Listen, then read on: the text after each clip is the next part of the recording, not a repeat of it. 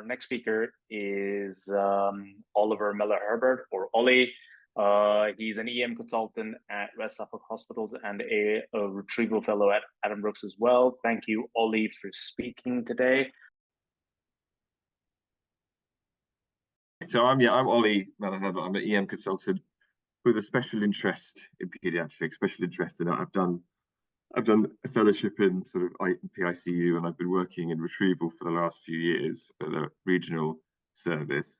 I'm going to talk about, it's basically a case discussion. So we're going to look at two different cases. I've chosen these cases for their particular learning points that I think are relevant to emergency medicine.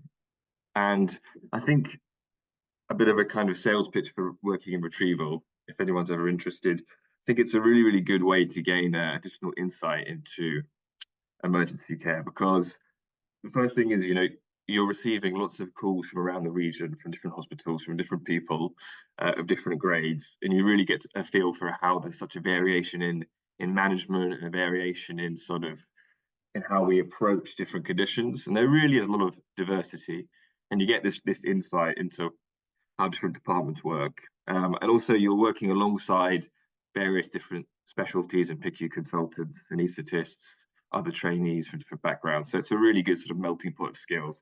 So a really good way to improve your general practice in paediatric emergency medicine. So I would recommend it. And like I said, the objective of this talk is kind of a few different things. So first of all, we're going to cover some clinical aspects of things, so how to manage some conditions, and make you kind of consider how bias and communication would have affected these cases. And also think about how you would have approached the cases and what you would have done in the same situation as the various people involved.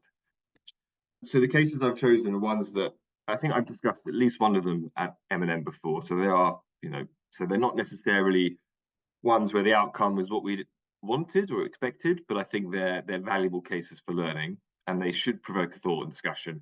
And I don't want it. And if you take anything from these cases, realize that there's a lot of grey in some of the management, so it's not necessarily a right answer.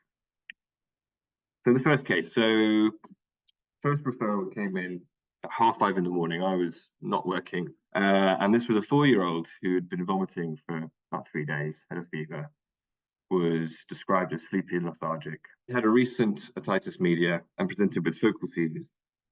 Been given IV ceftriaxone, erythromycin. I've said azithromycin. I think that's meant to say cyclovir, so apologies for that. The local team have worked through an APLS algorithm, so they've had a couple of doses of lorazepam. They've given them a dose of phenytoin, which is being received currently, and they think they're still seizing, and they're asking for advice. This is the gas that was given. So this is a venous gas, so the pH 7.4, CO2 is a little raised. Everything else is as normal. Observations are shown there, so SATs are 100% in 15 litres, so you don't know exactly what the oxygen requirement is, but the oxygenation is okay. Nothing too concerning there. So the advice given to the local team was load them with Keppra, get an anaesthetic review, take their ammonia, just in case there's any undiagnosed underlying metabolic condition. And if you feel that they're needing intubation, then use short-acting drugs and do a CT and extubate if normal. Now, those of you who have managed patients who have been intubated for seizures in the past, you may be aware that once they've been intubated, once they've received the anaesthetic drugs, that should terminate the seizures. So that's why we say you do a CT. If the CT is normal, so there's no bleed, there's no tumour, there's nothing else going on, then if the local team has the experience necessary and has the space in resus or has a safe place to do it, then we do try and encourage to turn off the sedation and wake and extubate, because that avoids the child having to be transferred and having all the complications associated with transfer and intubation. So this is pretty standard advice. So at about 7 o'clock, got a call back from the local team.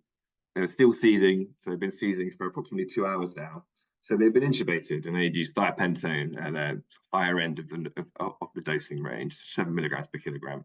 And fairly unusual, in my experience, to see people using thiopentone. The ammonia's come back as low. The CRP is pretty high. CT brain has been reported as normal. They were using propofol to keep them asleep, and they stopped it, and the patient's not waking up. And they said the pupils are dilated. So just to summarize so far. So this is atypical febrile seizure, atypical in two aspects: atypical that it's focal in onset, and as you'll know from the kind of criteria, they're supposed to be generalized tonic-clonic seizure, and also atypical the fact that this child has not recovered in between seizures or has kept seizing. And also the CRP is high. They've got a normal CT, so that's reassuring. However, the child is not waking up and dilated pupils. So my shift starts. So I come into the office, and it's one of those shifts where we arrive. So me and the nurse arrive for the morning shift, and we're told, right, you're going straight out. It's a child who's got complex febrile seizure. They've been intubated. They're not waking up, but they've got a normal CT. They've had a lot of thiopentone. So this is probably why they're not waking up, and this is why the pupils are dilated. This is what I've been told. Should be straightforward. And this was probably I think this is my first year doing retrieval. So, fair enough. Sounds like a reasonable plan. I've done a few intubated seizures before, and it's normally fairly straightforward. So off we go. So we arrive in ED, and as we always do when we arrive, we gather some information. So we have a chat with the parents. They said, well, this child's had on and off ear infections for the last 4 weeks or so, had several courses of antibiotics, and they've been on holiday. And the holiday is about 6 hours away from where they live. And they've had a recurrence, so he's had a bit of ear aching. So I've seen a local GP who has started treating with some ibuprofen, paracetamol, which is what we do sometimes, isn't it, for otitis media? Perfectly reasonable. And the next day, the child is still unwell. So it has a high fever, it's vomiting. So the dad's decided, well, we're going to drive the child back. So this is a 6-hour drive at least. And he says, well, in the back of the car, she wasn't quite right. Eyes were rolling back, she was sleepy, but then intermittently she was agitated and crying out. Came into ED that evening. It was a really, really busy night in the hospital. At about 4 a.m., I had some lip smacking and vacant expressions. Never had a seizure before. Dad filmed it in the department, and it indeed looked like some lip smacking. Looked like a complex focal seizure, which then progressed to a GTC, and then, as we know, was intubated. And the local team has said, well, actually, since intubation, they've had some problems with blood pressure. The systolic has dropped to 50s, had a few fluid boluses, and they're on a peripheral adrenaline infusion. Any red flags so far? Someone's already said think abscess. But I've said, yeah, so the one for me was this child's had multiple courses of antibiotics. This could be masking something. The fact that the child is agitated and angry and lethargic, even before having seizures, is concerning for some cerebral irritation. And then focal seizures at onset is already abnormal. But then they've been given good triple therapy, they've got good CNS cover, and we've got a normal CT scan. So, okay. So we have a look at the child, and sedation has been turned off. So they've been on propofol infusion, which has been turned off. And as you know, propofol very short acting, and it's been off for a couple of hours. We put them on spontaneous breathing on the ventilator, and they're not breathing. There's no trigger. And the BP is really labile. We're having to keep the adrenaline on, occasionally put it up. We're giving 1 or 2 more fluid boluses, and the pupils are dilated and they're not responsive. And we noticed that the child's abdomen looked quite distended in the suprapubic region, and the bladder is really, really full. So we think, okay, they've had a few fluid boluses, not unusual if they've got normal kidneys. But the other thing is the temperature is reading cold. And we thought, well, maybe our probe's not working properly. What do you guys think's happened? Any ideas? What's been going on in the last few hours? So someone in the chat has said toxicology. Toxicology, good shout. For me, and for discussion with the boss, this was what we were thinking. So we're worried about critically raised intracranial pressure and brainstem involvement, and we'll come back to that and explain why. So I spoke to the boss, and he said, get the local team to speak to the neurosurgeon. But they looked at the CT and they said, no, there isn't anything to add. We started neuroprotection. We gave 1 dose of hypertonic saline, popped in an arterial line just so we could really closely monitor that BP. We catheterized the child, and they were just absolutely dumping out urine. They dumped out at least a litre of fluid en route. So we're trying to do standard neuroprotection, and we arrive in PICU, and we pull a gas off, and the gas is all up the creek. So acidotic. The lactate, I think, was about 3. They got a metabolic acidosis. The CO2 is a little out of range for neuroprotection, and the sodium's starting to increase. So they go to work on PICU, they further resuscitate, and they send them to MRI. and the MRI shows this. So there's diffuse swelling of the brain involving the cerebral hemispheres and the cerebellum, with cortical swelling, and there's widespread sulcal effacement, and there's tonsillar herniation. So we've got the cerebellar tonsils have actually herniated down to the posterior arch of C2. And the findings are in keeping with a bacterial meningoencephalitis, which may have arisen from, as someone said, this extension from the right mastoid. So this is a bacterial infection which is extended, and they've had a period of critically raised ICP. So what happened during those sort of critical hours? If we go over the history, the initial history is much more concerning for a CNS infection than your atypical febrile seizure. So, classically you have a virus which causes a seizure, and they might have recurrent seizures that need to be intubated, but once you intubate them, it breaks the seizures, you wake them up, and they're absolutely fine. The reason that I said that multiple courses of antibiotics is concerning is that you can have something called partially treated meningitis. So you can often mask these classical symptoms of meningitis. So you won't get the clear florid symptoms of meningism, of photophobia, of headaches, things like that. The CT was normal, and that was kind of falsely reassuring. And then we checked, what does normal mean? So this was a CT that was reported by the local radiologist, who was a neuroradiologist.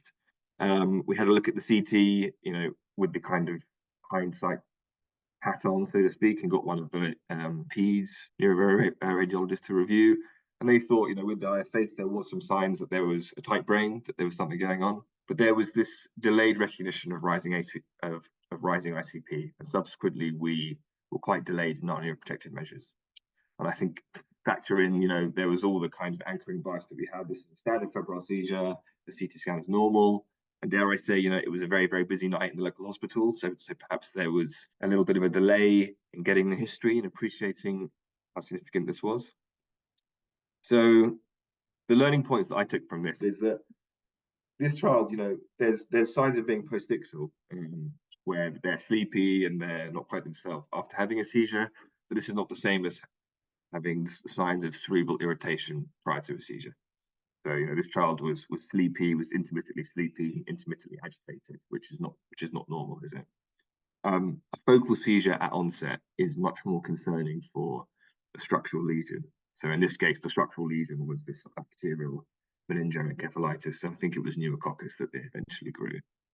There was a delay in treatment, which was probably in part contributed by the long transport time, which is obviously quite unfortunate. And then we had this anchoring bias. So we were told, this is just your normal febrile seizure. The CT is normal, out you go. And it's important to understand that a CT scan or any imaging that you do is just a single snapshot in time. So if something changes, we need to reassess. And also, I think it's important to think about the dangers of handover. So if you think about how many handovers this child underwent during their course, every time that happens, there can be a kind of watering down of information, or there can be this kind of Chinese whispers effect where certain things get amplified and certain things get lost. So you've just got to be really careful that you have the full picture. And we just need to make sure that we're reconfirming and we're reassessing what's going on. All right, so next case. So this is a 3-year-old child. So we got a call through a child who's 3 years old, has recurrent wheezy episodes, has had a prior sort of local HDU admission with viral wheeze in April that year. I think it was winter, November time in the same year when the call came through. And the call came through in the sort of late afternoon, early evening. And the child had presented that morning with increased work of breathing. They had received burst therapy, salbutamol, ipratropium, had 2 doses of magnesium IV in the ED. First thing to say is that I think it's really important that we always get someone to specify if they've received magnesium IV or nebulized, because there is a trend, isn't there, in some places to use magnesium nebulized first line. And I think it's important that if we do give it nebulized, that we're still giving it IV. There's more robust evidence. So in this case, they've had it IV. They'd had a dose of oral prednisolone, and they had settled down. They'd been transferred to the paediatric ward. So they've been sent to the ward. In the last 30 minutes or so, they got worse. They had increased work of breathing. They've been reburst with salbutamol and Ativan, and now they're on hourly salbutamol. And they've given them a further dose of magnesium, and they've started an aminophylline infusion. And they've started them on hydrocortisone IV, 4 milligrams per kilo, and started high flow, 1.5 litres per kilo. Any thoughts on the X-ray? So in the chat, someone's wrote hyperinflated. Hyperinflated, yeah, excellent. Yeah, so that's what we thought as well. So hyperinflated, can't see any collapse or consolidation, can see a bit of a stomach bubble. There's no pneumothorax. So in this case, in keeping with bronchospastic picture, so some gas trapping. Okay, so far, keeping with asthma. So they said that he's got a wheeze, he's working hard, he has received 1 fluid bolus due to poor perfusion. He's been seen by the anaesthetics team, and they have said he's not for intubation currently. So we could have debates about, you know, who decides whether a child's for intubation or not, isn't it? Because that's an interesting point, because we'll often say in a child with bronchiolitis or in a child with seizures, we'll say, please, can you arrange an anaesthetics review? And we're trusting there for their judgment. And it's a difficult conversation to have, isn't it? Especially in asthma. But they've said, no, this child is not for intubation currently. He's described as being lethargic, and he's grunting, and he has significant subcostal recessions. This is his blood gas. So he's got a pH of 7.21, got a CO2 of 8, lactate's 4.8. His base excess, his bicarb are okay. Respiratory rate's 28, SATs are high 90s and 30 to 40% oxygen. He's on that high flow. And as we've said before, this is hyperinflated. So we're counting 8 anterior ribs. So the local team has said, please, can you come and get him? We don't want to keep him. We're worried that if we intubate him, we're going to have trouble ventilating. And they've said, what do we do? So what's your advice going to be?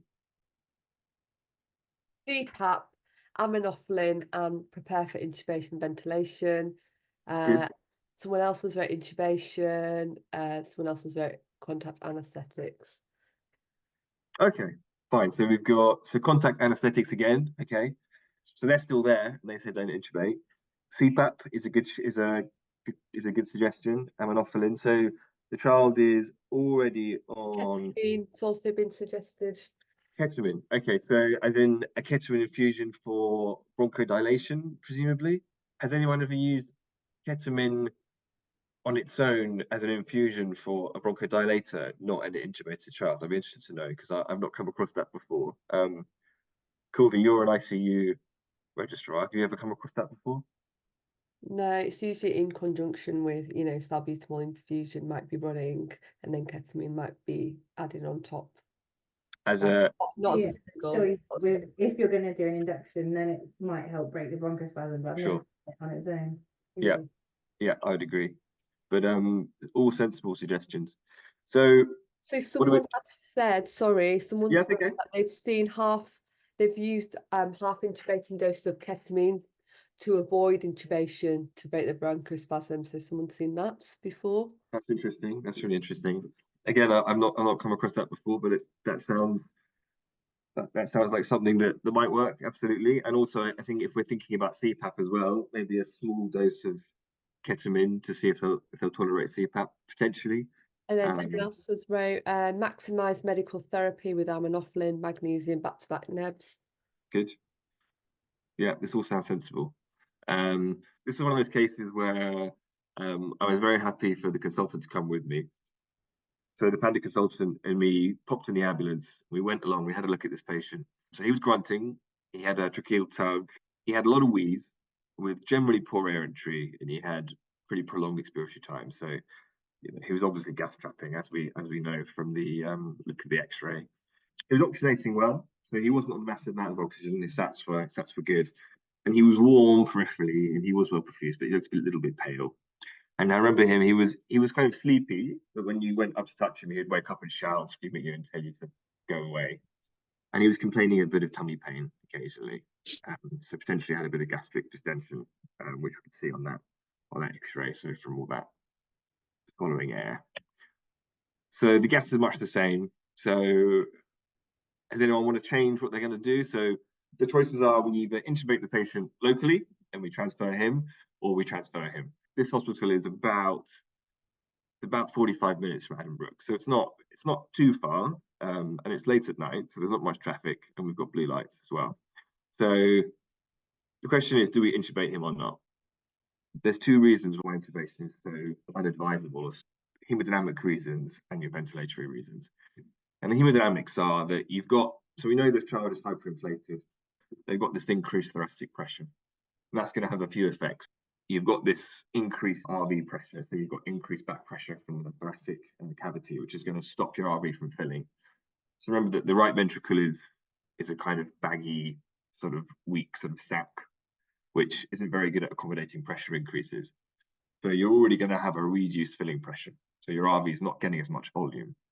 And the subsequent result of that is that your LV is going to be underfilled as well. So you're already sort of working with a reduced LV filling pressure. And then you've got other things on top of that, haven't you? You've got this child who's been working hard for at least 12 hours, probably more than that. They're probably going to be mouth breathing. They've got a lot of insensible losses. They've been kept nil by mouth. They're probably a bit behind on fluid. They're often dry, aren't they? You know, we're always taught that these asthmatics are often dry. So they're going to be underfilled, and they're going to be tachycardic as well. And they're going to be very tachycardic because we're giving them lots of salbutamol. They're on aminophylline as well, which is going to be which is cardiac toxic as well. So they're really flogging them. You know, their lactate's high, and the lactate, obviously, you know, acidosis can have a depressive effect on the myocardium as well. So this child is fairly tenuous in terms of their cardiac output. And then when we intubate them, we're going to give them medications, which is going to, one, it's going to collapse their airways, and the intubation might result in a bit of hypoxia as well. And hypoxia, you know, what's hypoxia going to do? It's going to cause increased pulmonary vasoconstriction. So we're going to get this transient rise in pulmonary pressures. So we're going to have a massive increase already on a strained RV. So we can have sort of acute RV failure almost, and you can have a peri-intubation cardiac arrest. So we've got this really, really strained circulation due to all these different things. And this is why children with asthma arrest, isn't it? Because they get all this gas trapping, they get very, very hyperinflated chests, they stop moving air, you know, they become hypoxic, they become underfilled, and they can't eject blood, and they have a cardiac arrest. And there's also ventilation. So ventilation side of things. So when we intubate a child with bronchiolitis, we intubate a child with ARDS, to a certain extent, you know, the ventilator is going to be helping oxygenation, isn't it? We're going to increase their PEEP, we're going to increase their mean airway pressure, we're going to take over from that, you know, that tired little baby's musculature, and we're going to breathe for them. But intubation in this case, it isn't bypassing the bronchospasm, is it? So they've still got bronchospasm, so we haven't treated that. And the result of that is we're going to have a very, very high airway pressures, and our ventilator is going to have to be working very hard. So we've got all the risks of barotrauma, of pneumothorax, and things like that. And also, these children who have got very, very severe asthma, especially kids with recurrent asthma, they haven't just got clean bronchospasm. They're going to have lots of airway plugging. They're going to have sputum and mucus. So you're going to have areas that they've got variable airway resistance. You're going to have areas of plugging. Once they're intubated, often you see areas just collapsing, and you're going to have to do lots and lots of physio. Your oxygen requirement is going to shoot up, and you're going to be in a real issue. So you're going to stick them in the back of the ambulance, and they're going to be on FiO2 of 1, and their heart rate is going to be through the roof. So this is why we don't like to intubate asthmatics. So someone mentioned CPAP, and I'm glad you mentioned it, because this is something that I wonder if we should be using more, and there is evidence for it. So this is from, don't forget the bubbles. There is some evidence that NIV is helpful in status asthmaticus. In fact, yesterday, even though this wasn't an asthmatic kid, I had a child yesterday with heart failure, and when you've got a choice between, you know, they're on a high flow or intubation, we often forget that there is that middle ground of NIV, so, you know, CPAP, and then escalating them to BiPAP if they can tolerate it. And there are some studies that have found that improved clinical symptoms and evidence of improved gas exchange following initiation of NIV. And that last one is from April 2023. So I'm sure lots of you have got experience with using NIV in asthma. So this was an option in this one. I think with NIV, you're very much limited by how experienced your nursing team are with establishing children on it, and how the child tolerates it, and whether you can use a bit of sedation or not. I don't have much experience of using it in asthma, but definitely something to consider to save them from that dreaded intubation. But back to our case. So what do we do? So we made a plan. We said, right, we're going to increase the high flow to 2 liters per kilo. We're going to add in IV salbutamol in addition to the IV aminophylline. It's about 38 minutes to get to Addenbrooke's. So we've got 2 doctors in the back. We've got a very skilled paediatric nurse, ICU nurse. And we had a plan, if they have a catastrophic desaturation or they look like that they're about to arrest, we'll pull over and we'll intubate them. And then we'll do what we can to get them to Addenbrooke's. So what happened?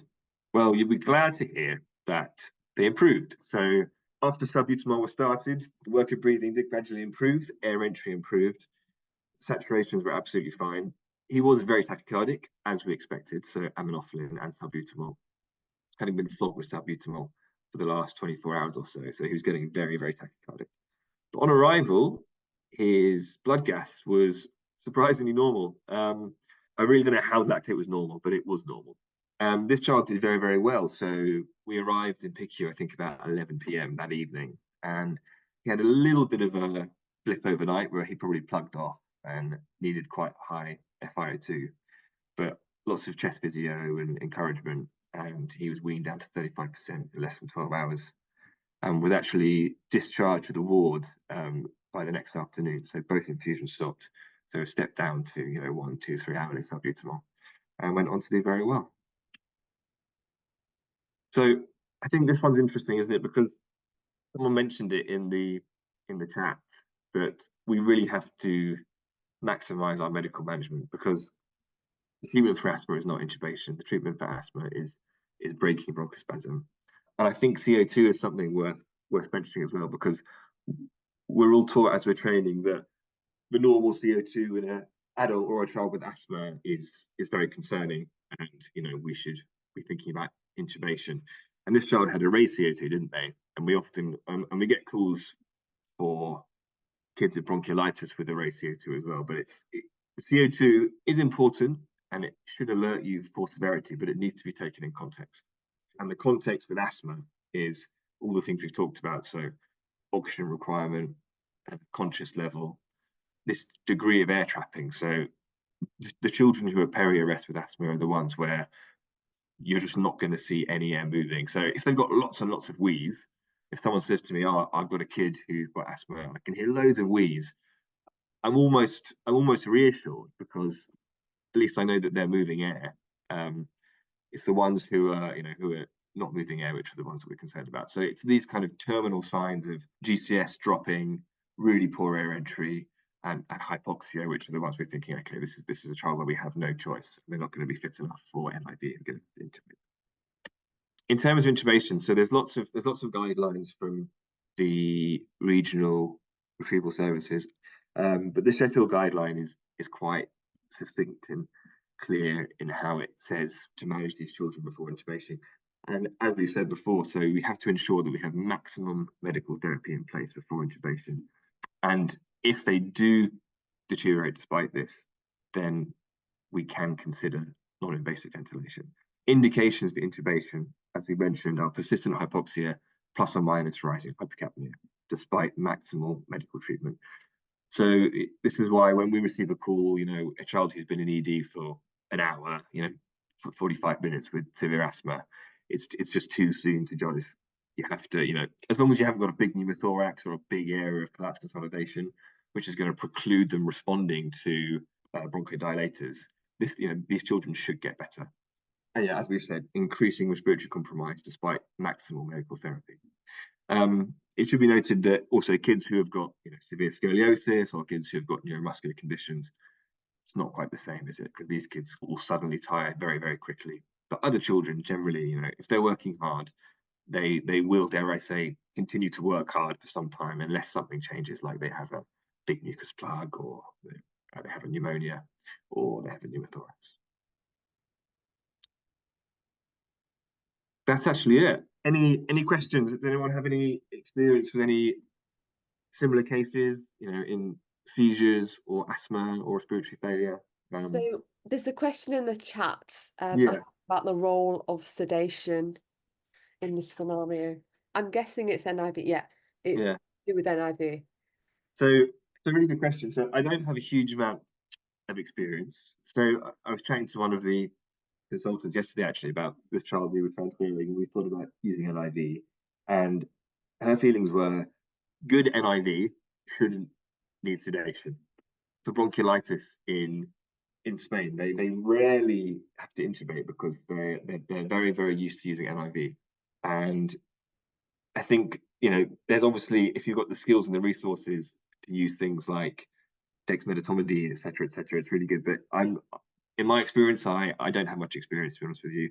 I'm sure some people will use a small dose of chloral hydrate in a child who's critically unwell with asthma. I'm not sure, but yeah, I don't have a huge amount of experience. I think a small dose of chloral is probably not unreasonable. You just need to be careful, don't you? Because if you've got these kids who are kind of teetering, you don't want to push them over the edge. But then we give chloral to very small babies to tolerate CPAP, and they seem to do okay. But yeah, I'm afraid I don't have a huge amount of experience with it. I was just wondering, Ollie, I guess in that scenario, I'm not familiar with it either, but I just wonder if the sedation would actually contribute to them decompensating. That would be my worry. But... yeah, it's a good question, Josie. I'm not sure, to be honest with you. I think it's something that, you know, we probably tend to avoid. Like I said, if there's any intensivist on the talk, that would be really helpful, but I'm not sure. So this child yesterday we had was similar in terms of their clinical picture, but not in terms of the underlying pathology. So this child was sort of working hard, they're kind of grunting, they're sleepy and tired, but they're waking up and they're screaming at you. So they're just kind of concentrating on breathing. And the plan was that you take off the high flow, you get the NIV mask, you put it on their face, just very, very softly, just with a bit of CPAP, with lots of encouragement. If they're tolerating that, then you slowly put the straps on. And then if you keep the CPAP low at like 5, and then you start to gradually increase, and you start to increase your inspiratory pressure. So you aim for the 10/5, and you see if they'll tolerate it. And if they don't tolerate it, then you go back to high flow. But like I said, I've done one transfer at NIV before, and that was a child who had an underlying condition. So they were quite hypotonic, and they had no like grade 4 difficult airway. So we really didn't want to intubate them. We made a difficult decision to transfer them on NIV, and they were so knocked off that they would tolerate it, and we were almost kind of ventilating them en route. And that was one that we had a long discussion about afterwards, and we decided on balance it probably was the right thing to do, because again it was a short transfer time, and this child tolerated NIV because they were so unwell, and it gave us enough time to get to Addenbrooke's, where we were met by 3 paediatric anaesthetists who could then intubate them.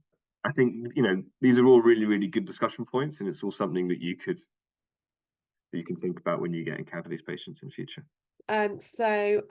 Someone has written in the chat, if they've been intubated before, would you have a higher or lower threshold to intubate them again in this case? I think you have to take everything in context of that exacerbation, don't you? You have to look at the history of their illness before, you know, why they were intubated, why are they failing? Do they have just such poorly controlled asthma, or do they have underlying, you know, bad lungs? Are they a child who's got an element of chronic lung disease or an underlying condition, and that's why they're being intubated? I don't have a clear answer for that, I'm afraid. I think if in doubt, you've got your retrieval team to talk to. I've transported 2 who have been intubated before, and I think they were both intubated for severe hypoxia, so for, you know, FiO2 of sort of 80% or so. And I don't know if any of these kids have been treated before. I don't think they have been. So sorry, that's a bit of a vague answer, but yeah, I'm not sure. Ollie, it's Ash. I was going to chime in if that's okay. Yeah, cool. Yeah, I totally agree with you on that last point in terms of it's really difficult to unpick sometimes when the history of severe asthma makes it more of an indication to treat things intensively versus not. So sometimes it can be a bit of a self-fulfilling thing. So just because you've had a severe attack in the past, people are more likely to escalate their treatments early, and you end up going down a route that child may or may not need at that moment in time on the basis of a previous history. So having had a previous severe or life-threatening attack probably makes it more likely for you to have another one and be treated as such. But is that just because you've had the previous one and you've been labelled as a severe brittle asthmatic? I think it's really difficult to know. In terms of like the sedation discussion, we've got a little bit of experience of this, and I think probably the things that I would say on this are ketamine, just think about, without intubation, just think about your pharmacology a little bit, in that we know that it causes bronchorrhea as well, and it causes hypersalivation, and it causes secretions from all over the place. So in a child where you've got kind of respiratory compromise in the first place, and you're not going to be positively ventilating them, right? You're not going to be intubating and ventilating them. It might not be the best agent from a sort of sedation point of view. And as we've recognized, there are lots of other bronchodilators in the armory. So I think it's a really nice induction medication because of its bronchodilator effect and because you're just about to be positively ventilating them. But I personally would feel a little bit concerned about using it without tubing the child. But I do think there are other sedation agents around, and they're all kind of, let's say, I think probably a lot of pediatricians have some experience of a small dose of chloral. I know that some intensivists sometimes use a small dose of fentanyl as well. And I think it's worth considering kind of whether that would be beneficial on a case-by-case basis. And it sort of depends on the child in front of you and what you're using it for. So if it's using it to sort of help with tolerance of the other therapies that you're giving, then it might be useful, particularly if they've got a really good respiratory drive. What we often find with these kids that have really high CO2s and are struggling a little bit is that actually they're auto-peeping massively, so their respiratory rate overall is quite high. And it means that often with obstructive airways disease, they don't actually have enough time to expire properly.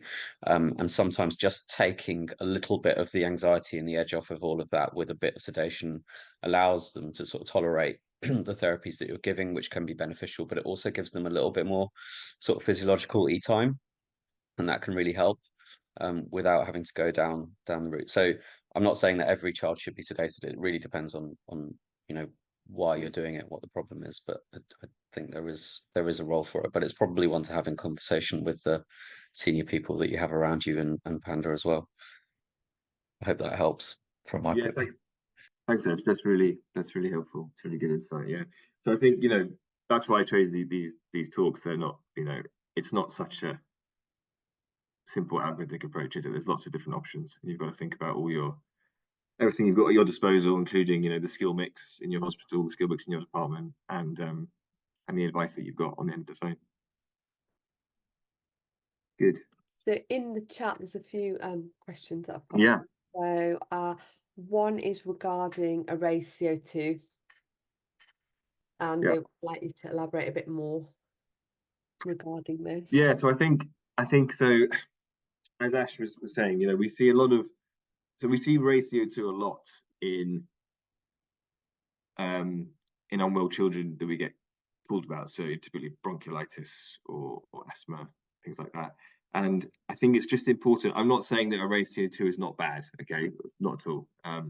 What I'm saying is that array CO2 is a indicator of something. It's not the sole indicator. So everything needs to be taken in context. So obviously, a child who's got a pH 7 and a CO2 of 50 or something, it's going to be an alarm bell.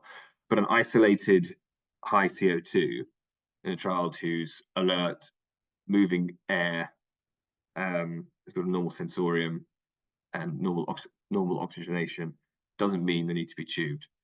It does mean that you need to keep a close eye on them, and it does mean that you should probably repeat that gas at some point. But it doesn't mean that they need to be intubated. And the same with bronchiolitis. A baby with array CO2, if their worker breathing isn't too bad, their oxygenation is okay, they're not having apneas, they don't have an underlying lung disease or cardiac problem, they're not ex-prem, etc., etc. It doesn't mean they need to be intubated or transferred immediately. It just means you need to keep doing what you're doing. You need to keep monitoring them and seeing how they go.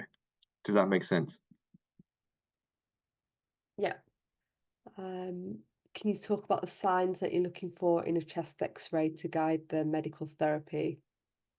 So why do we do an X-ray in a child with asthma who's not getting better?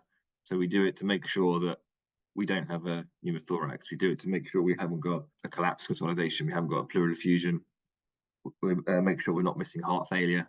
We're doing it to exclude other things. For kids who have got croup, who aren't responding to treatment, for example, we might do a chest X-ray to look for a mediastinal mass or something which is causing pressure on the upper airway. We're doing it to make sure that we're on the right track. It's not going to necessarily guide your bronchodilator treatment, is it? It's going to make sure that you're on the right track, basically. Potentially, I suppose if you repeat it, you might see a reduction in your gas trapping, you might see a reduce in hyperexpansion, but I don't think there's a huge amount more to it, to be honest with you. Thank you. And there's another question, and this is about transfer ventilators. So how do you find them for wheeze? How do I find them? So we use the Hamilton T1, which I'm sure you've all come across. So the two patients that I transferred with asthma, it's done really well. And the way that I've done it, and I'm by no means an expert at ventilating patients with asthma. It's, we talk about a low respiratory rate. So it's one time where you want to use your flow curves, because without showing a picture, hopefully you can imagine that you have your expiratory flow, and you want to make sure that the expiratory flow is reaching the baseline. So the way that I would do it is I would maximize the minute ventilation, but also to ensure that we're getting full expiration. In terms of how you ventilate them, so we talk about plateau pressure and peak inspiratory pressure. So the peak inspiratory pressure is the pressure that the ventilator is putting in to achieve a tidal volume if you're using volume control ventilation. But the pressure which is being transmitted to the alveoli is called the plateau pressure. So you can measure that as well. But in my experience, the Hamilton is a fantastic ventilator. And often when I get to a hospital, if they haven't got a Hamilton, so if they're using an Oxylog, unless they're using an intensive care ventilator, which they brought down, I'll put them on the Hamilton almost immediately if it's difficult, because I know how the Hamilton works. It ventilates really well. It's seen as being a kind of ICU ventilator in a transport ventilator size, and it's really, really fantastic. And you would tolerate higher airway pressures, because you would be presuming that the plateau pressure is lower, so the pressure that is being transmitted to the alveoli is less than your peak inspiratory pressure. So when so a pressure of 35, 40, you're probably not giving that to the alveoli, and you would also accept a pH of 7.2 or above. So you would accept a high CO2. So you wouldn't worry about their CO2. You would look at their pH, and just keep an eye on the patient's chest. Make sure they're not hyperexpansing, and they're not hyperexpanding. So if you have to, then you can always disconnect and give them a squeeze. But I haven't had to do that on transport before. Okay, and any tips for those that don't have a Hamilton? I think if you can get if you can take the child to ICU or theatres and use a proper ventilator there, that's probably preferable. The Oxylog, I don't have it. I used to use the Oxylog a lot in ED in Australia, but I haven't used it for kids so much. I'd want the child to be in intensive care on a proper ventilator if I was in a place that didn't have a decent ventilator in ED. Thank you, Ollie. You've answered loads of questions. Yeah, no worries. More in the chat at the moment, unless anybody wants to ask one directly now. No, but some comments on your picture. Oh yeah. So that's a representation of the work that we do with Panda, blasting into a emergency department and causing problems. Yeah. Thank you so much for your talk, and thank you everybody for contributing and asking questions.